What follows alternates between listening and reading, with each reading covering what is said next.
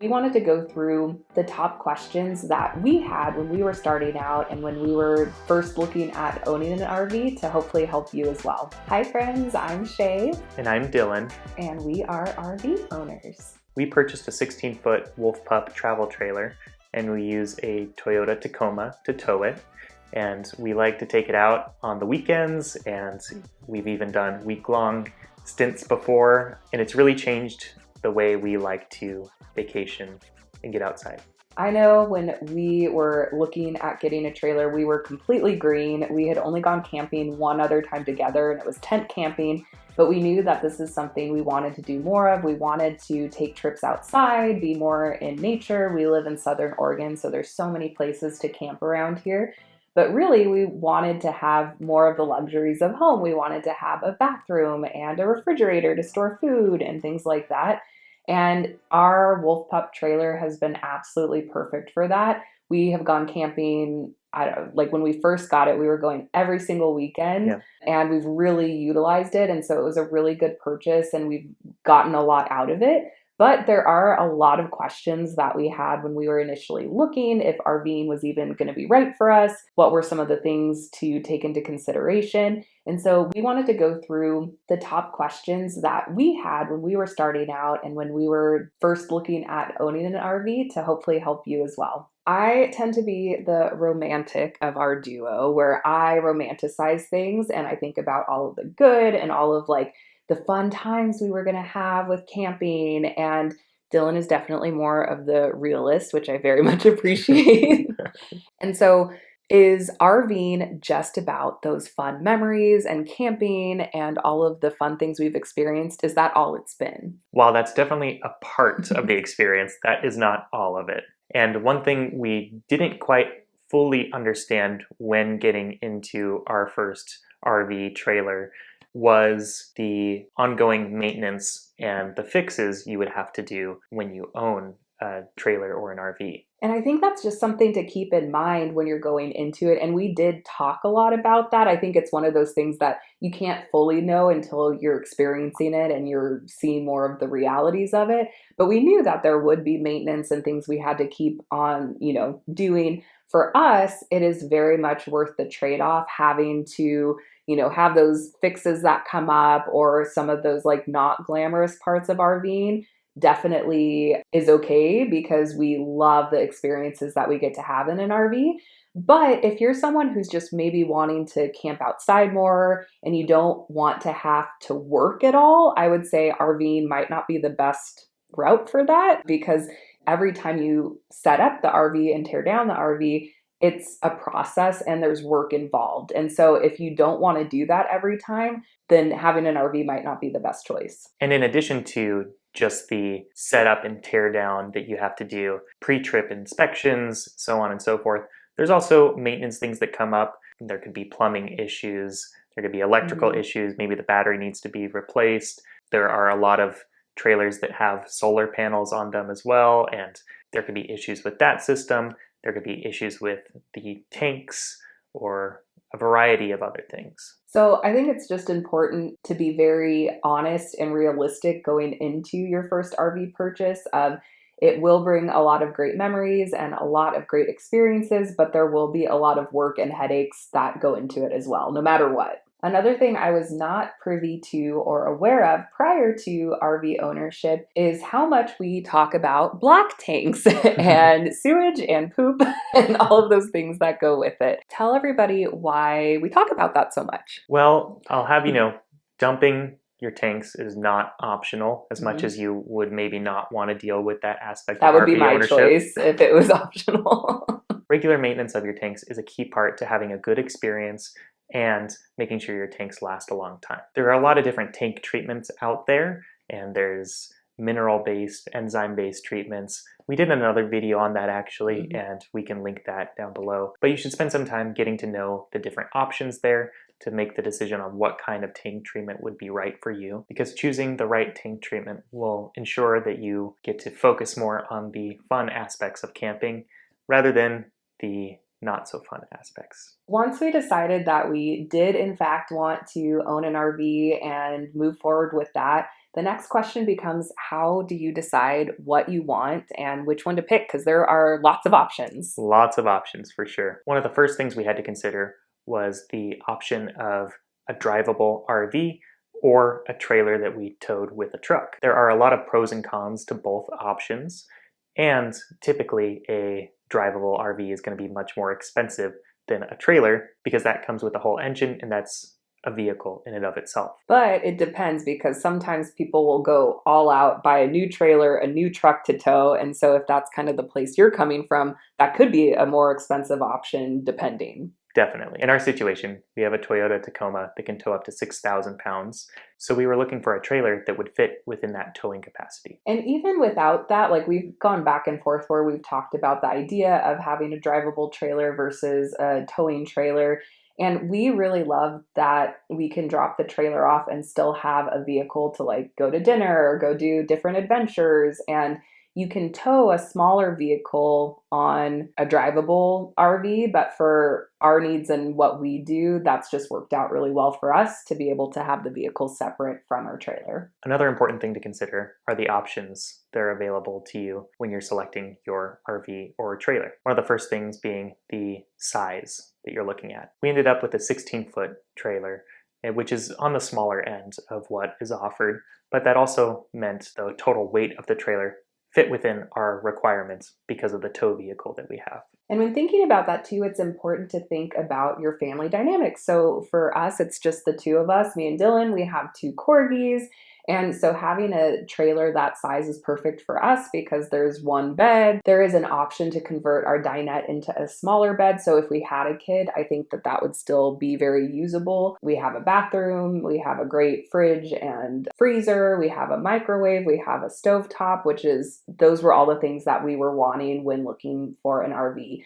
I do think it would be a tight squeeze. I know people do it, but for us, I think it would be a tight squeeze. Like if we had two kids and two dogs, like that would be pretty tight, but I think it could still work. Taking into account your family dynamics and what you'll actually be doing is really helpful to think through before purchasing an RV. And there are other options within trailers that are around 16 feet as well that are more suitable for, let's say, a family of four. One of the Colemans we were looking at had bunk beds in the back, and it just meant that the bathroom was a little smaller. Those are some of the trade-offs you will have to consider when shopping around for an RV or trailer. Another thing we looked at too is the cost. I know that's obviously something that you want to keep at the front of your mind. And initially when we were going into it, because we were first-time RV owners, we knew that the RV we would be getting, it was more of kind of a trial to make sure that we actually liked it. And so initially when we were looking, we definitely looked at more of the cost-effective options. The Colemans were one of them that we looked at.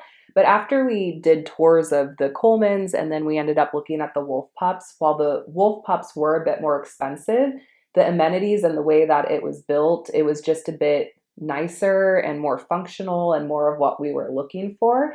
And overall, I'm really glad that we spent a little bit more for the Wolf Pup over the Coleman. But again, it just depends on what you're looking for and how you'll be using it. Again, I am the romantic of the group, and so it's very easy to go into this experience thinking, oh, the RV is going to be the most expensive part of this whole experience. Kind of like when you get a puppy and you think, oh, the cost we pay for them is going to be the most expensive part.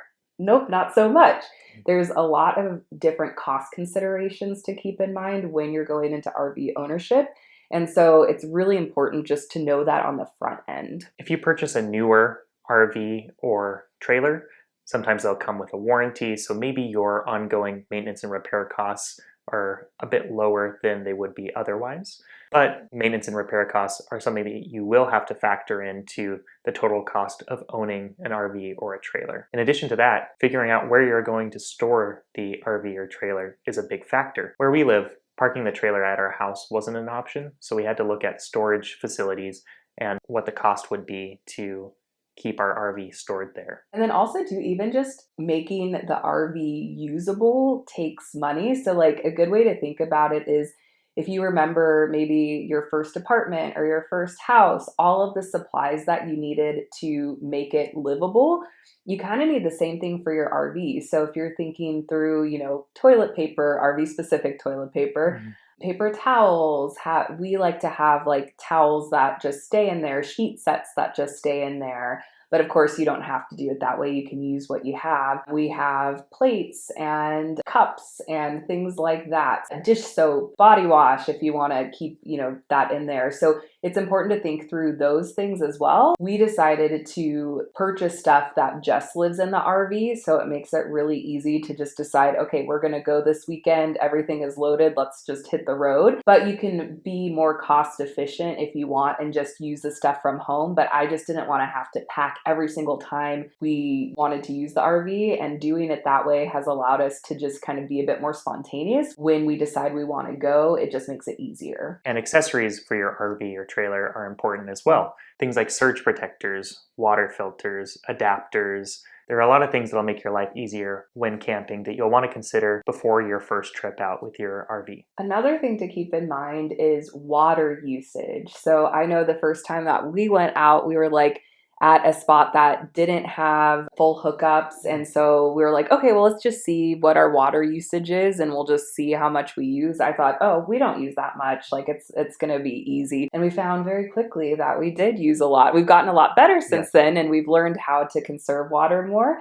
But that's something to be mindful of when you're booking camp spots. If they have full hookups, which includes water and sewage and electricity, or some campsites will just have water only or sewage only. I don't think that's very common, but or electricity only. And so knowing how much water you use and being mindful of that is important. It's important to do your research on whatever campground you're going to know what kind of amenities they will have. You will want to make sure that the power being offered, it will be compatible with your RV, whether that's 30 or 50 amps. Or you have a converter that is helpful. I know we've used that before. And the converter works best if, let's say, 50 amp is offered at the site and your trailer or RV uses 30, you can convert that down. If you're going the other way around and your RV requires more power, then you'll still get some juice, but you won't be able to run everything like you're expecting. A lot of campsites will say what kind of amenities they offer,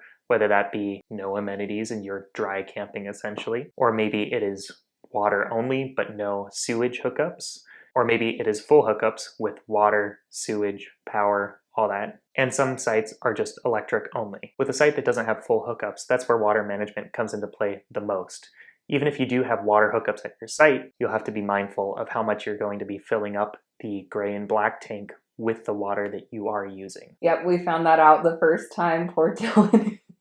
We filled up our gray tank pretty quick. Let's just say you can't do dishes like you would at home if you don't have full hookups. Mm-hmm. Yeah, the first time we found that out, poor Dylan had to pour our gray tank into a bucket and take it over to the proper dumping site. How many times did you do that?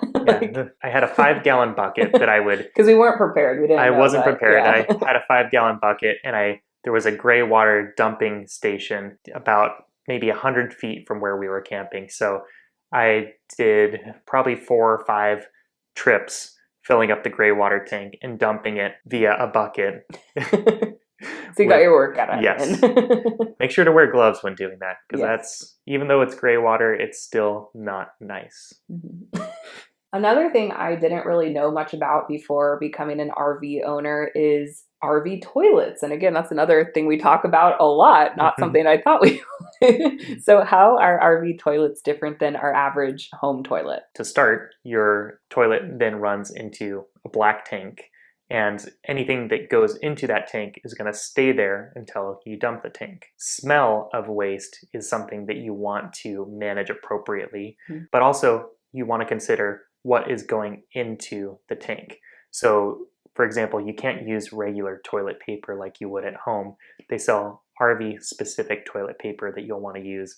RV toilet paper isn't quite like it would be using regular toilet paper at home. It is important to use RV toilet paper so that it can break down appropriately and flush appropriately whenever you dump the tanks. Another thing to consider is, again, we've said this before, but how are you going to be using your RV? So for us, we own a home and we have full-time jobs that require us to be in the area. So being a full-time RVer isn't really in the cards for us, nor even if we had that option, I don't know that that would be a lifestyle for us. Maybe, I don't know. We go back and forth on talking about that.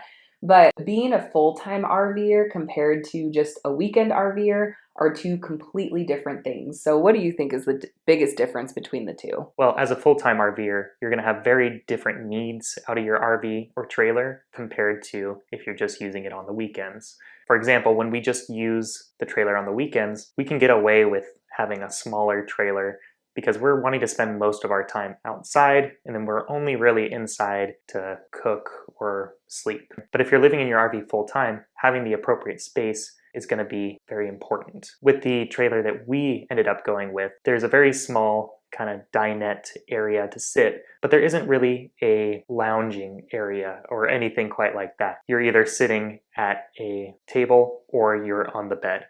And there are other RV options with bigger RVs where there's maybe like a couch lounging area, and that would be something that you would probably value a lot more if you were going to live in the RV full time. And also, too, weather really impacts how and when we decide to take our RV out. So we have had a couple trips where it's been raining the whole time. And our RV just isn't super conducive for that. Like Dylan said, there's not really like a lounge area. So we'll either be playing games at the dinette or sitting there or laying on the bed. And so that's something also to keep in mind when you're picking your RV. If you know you're going to be spending the majority or a lot of your time inside your RV, it might be worth looking at, upgrading or doing something a little bit bigger. But for us, we typically take it out when weather conditions are nice and for the purpose of being outside most of the time. These are just a few things to consider before making the big purchase of your RV or travel trailer.